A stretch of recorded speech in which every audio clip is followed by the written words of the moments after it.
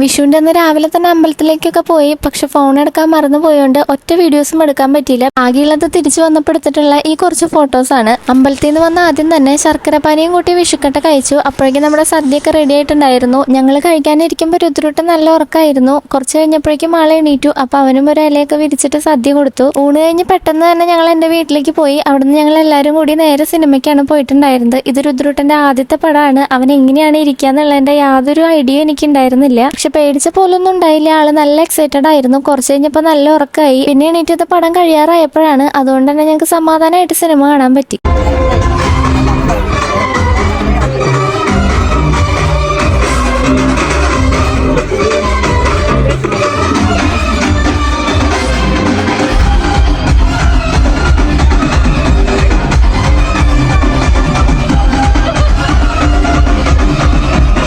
ഒരു മൂളിപ്പാട്ട് കേട്ടാൽ പോലും ഡാൻസ് കളിക്കുന്ന രുദ്രട്ടനെ അവസാനത്തെ ഈ ഒരു BGM കേട്ടിട്ട് അവനെ തന്നെ കൺട്രോൾ ചെയ്യാൻ പറ്റിയില്ല. കാര്യം പകുതി സമയം ഉറങ്ങിയെങ്കിലും രുദ്രന്റെ ആദ്യത്തെ പടം നല്ല വേർത്തായിരുന്നു. അത്രയ്ക്ക് ഗംഭീര പടമായിരുന്നു. തിയേറ്ററിന്റെ ഉള്ളിൽ നിന്ന് പുറത്തിറങ്ങിയിട്ടും രുദ്രട്ടനെ അതിന്റെ ഹാങ് ഓവർ വിട്ടിട്ടുണ്ടായിരുന്നില്ല. ആള് തുള്ളിക്കൊണ്ടേ ഇരിക്കായിരുന്നു. പടം കഴിഞ്ഞ് ഞങ്ങൾ നേരെ പോയത് മാമന്റെ വീട്ടിലേക്കാണ്. അവിടെ ആന്റിയും മക്കളൊക്കെ വന്നിട്ടുണ്ട്. അപ്പൊ അവരുടെ കൂടെയാണ് ഇന്നത്തെ ആഘോഷം. ആന്റിക്ക് സെക്രട്ടേറിയറ്റിലെ ജോലിയുള്ളതുകൊണ്ട് അവരെല്ലാം തിരുവനന്തപുരത്താണ് താമസിക്കുന്നത്. എല്ലാവരും കൂടിയിട്ട് ഇതുപോലുള്ള ആഘോഷങ്ങൾക്കാണ് ഒന്ന് ഒത്തുകൂടുന്നത്. രുദ്ര വൈകുന്നേരം നേരത്തെ കിടന്നുറങ്ങുന്നതുകൊണ്ട് അവനുള്ള ഫുഡ് ഞാൻ നേരത്തെ കൊടുത്തു. ഇനി ചിലപ്പോൾ തിരിച്ചു പോകുമ്പോൾ അവൻ വണ്ടിയിൽ ഇരുന്ന് തന്നെ ഉറങ്ങും. അവനിപ്പോ പടക്കവും കമ്പിത്തിരിയൊക്കെ കാണുമ്പോൾ ആ ഒരു പേടിയൊക്കെ മാറി. ഇവര് കത്തിക്കുന്നത് കണ്ടിട്ട് എൻജോയ് ചെയ്ത് നിൽക്കുമായിരുന്നു. മാമന്റെ അവിടേക്ക് വന്നു കഴിഞ്ഞാൽ ഇതുപോലെ കുറെ ഐറ്റംസ് കിട്ടും. കഴിഞ്ഞ പ്രാവശ്യം നമുക്ക് അരിനെല്ലിക്ക കിട്ടിയത് മുഴുവൻ നമ്മൾ ഉപ്പിലിട്ടിട്ടുണ്ടായിരുന്നു. ഇപ്പൊ അതേ കുറെ ചാമ്പയ്ക്കും കശുമാങ്ങിയൊക്കെ കിട്ടിയിട്ടുണ്ട്. അതിന്റെ കൂടെ കുറെ മൂവാണ്ടമാമ്പഴം പൊട്ടിച്ചിട്ടുണ്ട്. താഴെ വീഴാതിരിക്കാൻ വലത്തോട്ടി വെച്ചിട്ടാണ് പൊട്ടിക്കുന്നത്. വൈകുന്നേരം ആയപ്പോൾ ഞങ്ങൾ തിരിച്ച് വീട്ടിലേക്ക് പോയി. അവിടെ ചെന്നിട്ട് ആദ്യം ചെയ്തത് രാവിലെ കിട്ടിയ എന്റെ രുദ്രന്റെയും വിഷു കൈനീട്ടം വേണ്ടി നോക്കുകയാണ്. കൊടുത്തതൊക്കെ കഴിഞ്ഞ് ബാക്കി കയ്യിലുള്ളത് ഇത്രയാണ്. അപ്പത്തുള്ളൂ ഗൈസ്,